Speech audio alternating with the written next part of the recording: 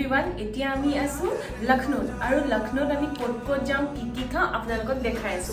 প্ৰথমতে গৈ পাই লৈ পেলাই আমি 100 টকাত এখন মানে ৰিক্সা লৈ ললো আৰু তেওঁ 5টা জেগা ফুৰাই মানে বড়া ইমামবাড়া ছোটা আকৌ ক্লক টাৱাৰ আৰু এটুৱে হৈছে মানে আগৰ দিনৰ মানুহে য'ত গা ধুইছিলে এইবিলাক সকলোবোৰ এটু হৈছে বড়া ইমামবাড়া আৰু ইয়াৰ ভিতৰত এটা ভুলভুলাইয়া আছে যিটো আমি ভিডিঅ' কৰিব নোৱাৰিলো বাৰু আৰু এয়া হৈছে ৰুমি দৰৱাজা লক্ষ্ণৌ আহিটোতো বিৰিয়ানী নাখালে নহ'ব ন সেইকাৰণে আহিয়ে কি বিৰিয়ানী টেষ্ট কৰিছোঁ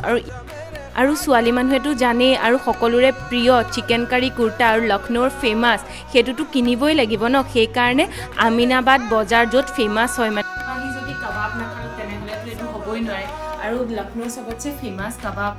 কাবাবৰ যিখন দোকান টুণ্ডে কাবাব বুলি কয় সেইখনৰ পৰা অৰ্ডাৰ দিছোঁ